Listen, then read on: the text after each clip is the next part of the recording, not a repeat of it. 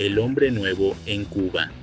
Difícil de medir en el ámbito educativo, la inmensidad de la devastación castrista ha llegado a influir en el comportamiento, valores, creencias y preferencias de los cubanos. Como todo fenómeno social turbulento y duradero, el castrismo deja una larga estela de resultados que, ex post facto, pueden ser vistos en las ciencias sociales como costosos experimentos. De modo similar al estudio y evaluación de las catástrofes después que ocurren, los experimentos poseen un valor discutible para quienes no sufrieron los costos. En el futuro, cuando algunos descubran las lecciones del castrismo, esos costos probablemente sean olvidados. Por eso debemos insistir en ellos. La inmensidad de la devastación castrista, que parece no tener fin, es difícil de medir, porque la propaganda totalitaria es abrumadora y la estrategia de ocultar la verdad prevalece durante un tiempo, sobre todo cuando hay deficiencias educativas en la sociedad. El castrismo se le vendió a la mayoría de los cubanos desde sus primeros momentos de 1959, con la ayuda de una mezcla de mentiras y promesas que no se cumplirían, pero que se aprovechaban astutamente de los vacíos y lagunas educativas de la población. El castrismo mostró, además, una disposición notable a ignorar y violar cuanto principio ético o moral le impedía mentir y desinformar eficazmente, sin menor reparo o vacilación, y así fue creciendo el número de ciudadanos que lo apoyaban, pero disminuía en la medida que cada uno lo iba conociendo mejor. Un ejemplo característico es cuando Fidel Castro dice la verdad al negar ser comunista, mientras monta tal régimen en Cuba para luego hacerle creer a los rusos que él es marxista-leninista, con el objeto de lograr la ayuda masiva de Moscú. No soy comunista, quizás pase a la historia como su mejor mentira, porque escondía otras más. El sector educativo envuelve muchas actividades diseñadas para control político de la población. Además de las promesas y planes castristas, el plan de alfabetización utilizó un objetivo educativo con fines políticos de movilización de masas, que a la vez servía para acostumbrar a la familia cubana a desprenderse de los hijos por largos periodos. Así comienza un proceso del cual se sabe poco, por la falta de información y de libertad para obtenerla, pero que cobra gran importancia al fin de estos últimos 45 años, en que el desarrollo del sector no parece mantener la prioridad inicial del castrismo en la agenda declarada de su política pública. Junto a las campañas y políticas oficiales para mejorar la educación en general, hubo declaraciones extraoficiales proponiendo la necesidad de enfocar el desarrollo en un utópico hombre nuevo, definido vagamente como un ciudadano desprendido y generoso, siguiendo los lineamientos idealistas y propagandísticos del comunismo, teóricamente impuestos por el castrismo desde sus comienzos. En este punto es absolutamente crítico separar lo ideológico de lo propagandístico para estudiar el castrismo. El castrismo, al igual que otras doctrinas y tendencias totalitarias, como el fascismo, se basa en el uso descarnado de la mentira como instrumento principal de la política pública. La eficacia de esta política depende de las destrezas histriónicas del comunicador principal y su elenco acompañante, que suelen ser seguidores del protagonista, una especie de muestra de la masa de seguidores, mientras el actor principal está a cargo de controlar el sistema. Desde el momento en que lo consigue, establece un estado de equilibrio que puede derrumbarse con un cambio de mando. El que más manda y los que mandan lo saben. En esta situación, la política pública totalitaria es definida por una ecuación que la incluye como variable dependiente de una variable independiente predominante: maximizar el tiempo que se permanece en el poder a cualquier costo material y humano, sin restricciones éticas, morales o ideológicas de ningún tipo. A partir de ahí se monta una forma de gobierno contra una mayoría de ciudadanos que no saben qué está ocurriendo porque no están informados, y no están informados porque no están organizados.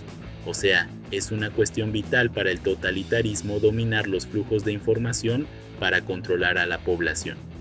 Intuitivamente, Los dictadores aplican los principios cibernéticos del control y la comunicación para apoderarse y mantener indefinidamente el poder político, principios que se ponen en práctica en Cuba por medio del aparato represivo.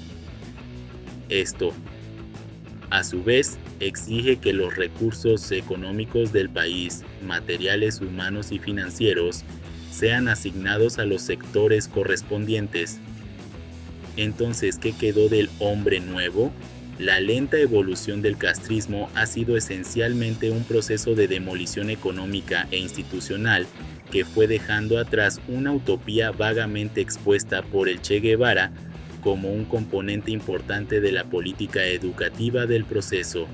Aunque no se menciona mucho últimamente, parece que el concepto de hombre nuevo, como una de las metas grandiosas del castrismo, ha quedado como un escombro más del régimen, pero esta vez como parte de las ruinas de las construcciones propias, no de las confiscadas, y se puede notar mediante la acumulación casual de conversaciones informales con tandas de emigrantes sobre lo que se sabe y no se sabe en Cuba por la población en general. De tales conversaciones va surgiendo una visión aterradora de los resultados del totalitarismo castrista, una visión que merece ser estudiada más rigurosamente por medio de encuestas y entrevistas diseñadas científicamente con el fin de medir y definir los verdaderos logros y otros resultados del producto educativo de 65 años de castrismo en Cuba. Sabemos que el producto educativo, o lo que pudiéramos llamar la producción del sector educativo, no se mide como se mide la producción de azúcar en el sector agropecuario de un país en términos físicos o monetarios. El producto educativo no se mide, pero existe. Aunque no sepamos lo que es, se espera alguna transformación en el individuo sometido al misterioso proceso de recibir cierta forma de educación.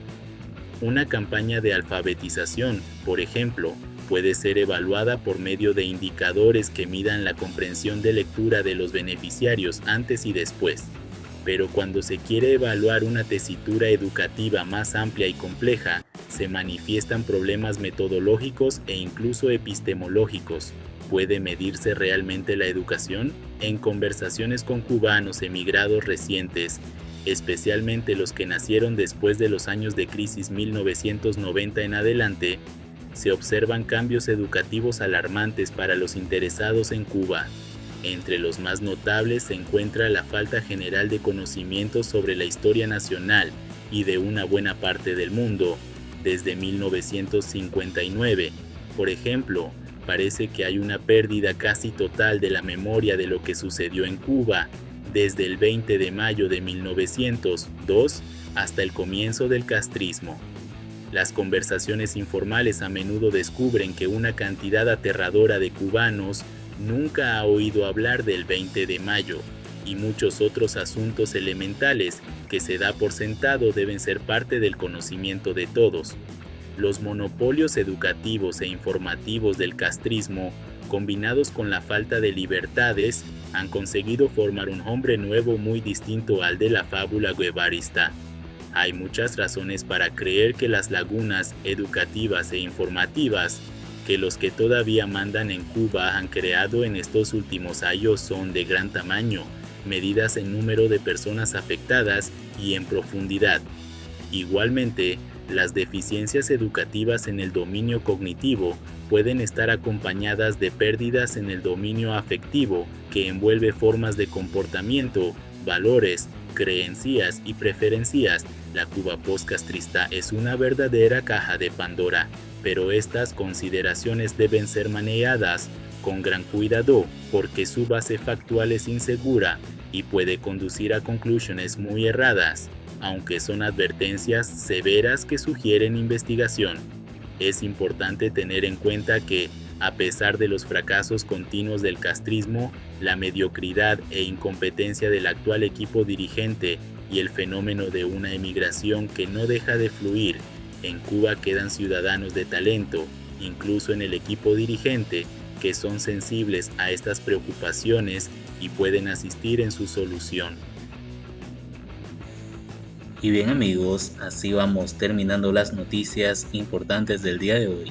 Por favor, nos ayudarían mucho compartiendo las noticias y así poder informar a muchas más personas de la verdadera realidad en Cuba. Patria y vida mis hermanos, nos vemos en el siguiente informe.